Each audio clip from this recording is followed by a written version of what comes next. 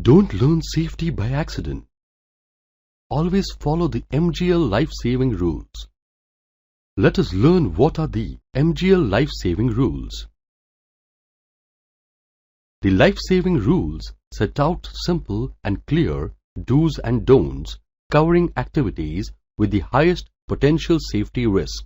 These rules are being divided into 3 parts: authorization required, must do, and must not do. Authorization required. Rule number 1.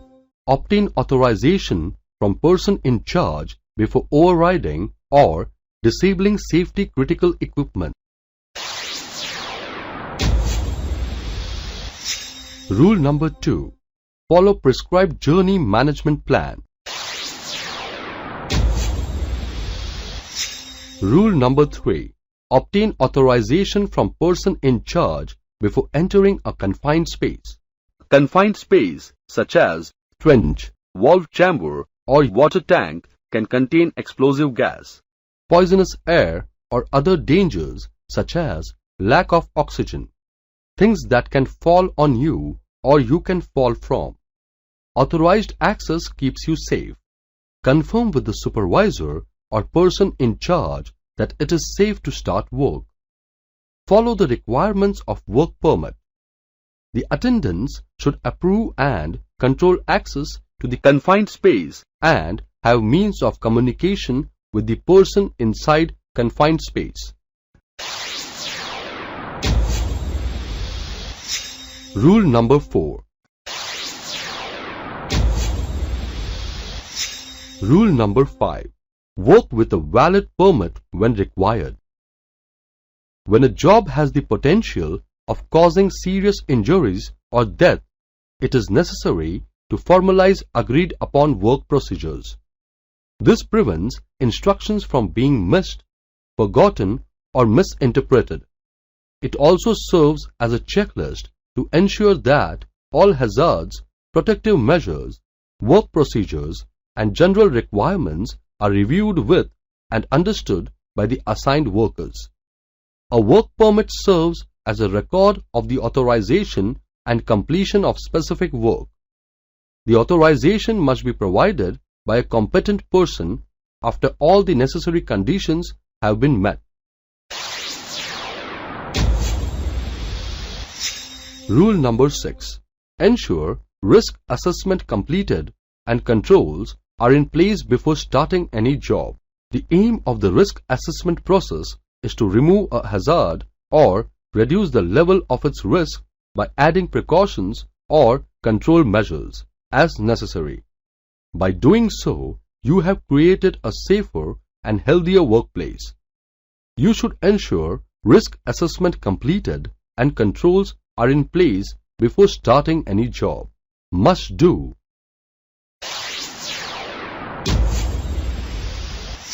Rule number 7. Verify isolation before work begins and use the specific life-protecting equipment. Rule number 8. Protect yourself against any untoward incident at all places by ensuring required PPE compliance. Use the specified personal protective equipment that will protect you from the hazards. Learn how to properly put on, take off, adjust, and wear the necessary equipment. Know the limitations of the personal protective equipment and proper care, maintenance, useful life, and disposal of the equipment. Stay updated about latest PPE requirement for the job. Intervene the people for strict PPE compliance and protect them against any untoward incident. Rule number 9. Protect yourself against a fall when working at height. Rule number 10. Ensure all safety compliances while doing excavation. Excavation and trenching are among the most hazardous construction operations. One must carry out risk assessment for excavation sites and mitigate all identified risks prior to commencement of work. Obtain GIS map or as laid drawing of the work area prior to excavation.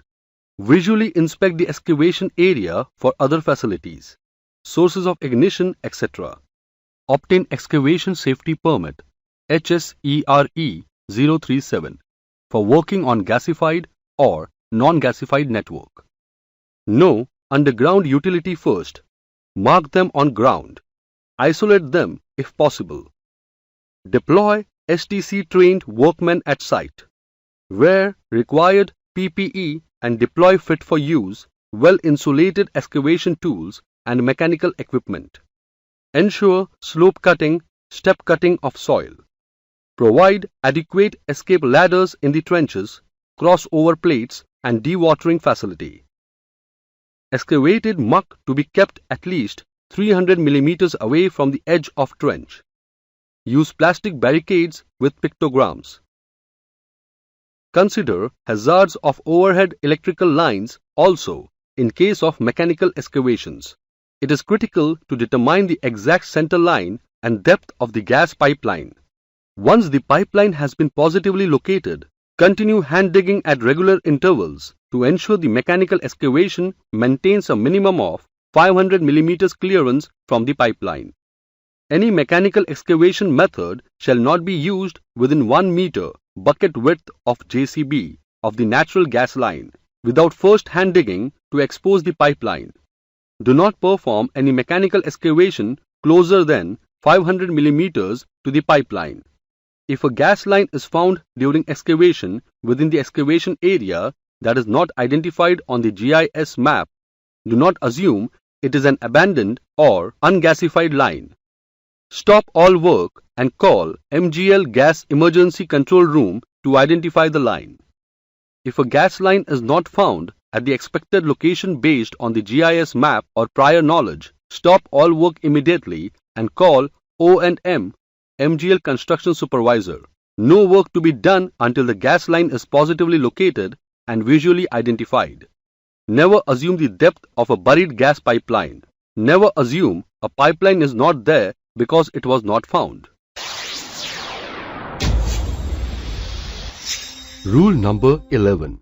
Ensure hazards and near miss are reported to line manager for corrective actions. Ensure hazards and near miss are reported to line manager for corrective actions.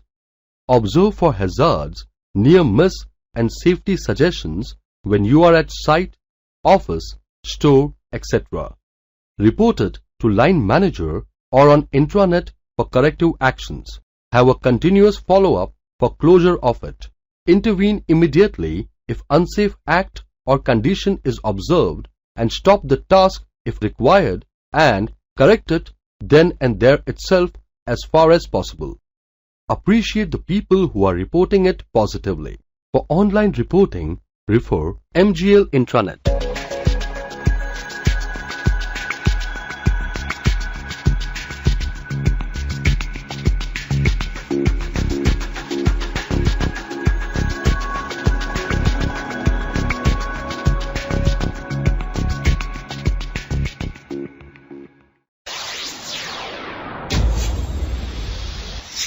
Rule number 12.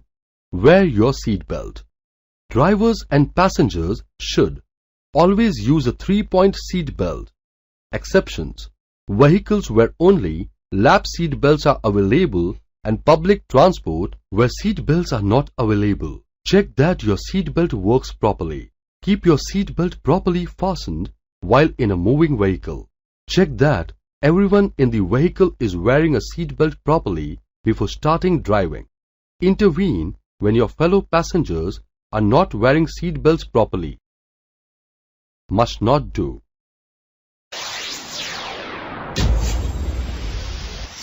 Rule number 13. Do not walk under a suspended load. Now, the things one must not do. A suspended load is an object that is temporarily lifted and hangs above the ground. Working or walking immediately under or close to a suspended load is unsafe as the load can fall on you. Rule number 14. No alcohol or drugs while working or driving. Rule number 15. Do not smoke in designated no smoking areas. Rule number 16. While driving, do not use your phone and do not exceed speed limits. Speeding or using your phone while driving increases the risk of losing control of your vehicle.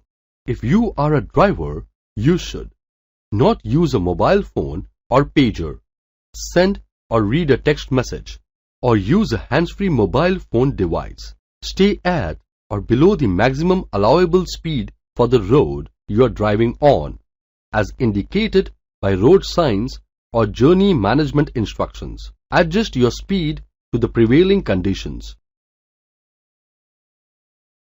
Thank you.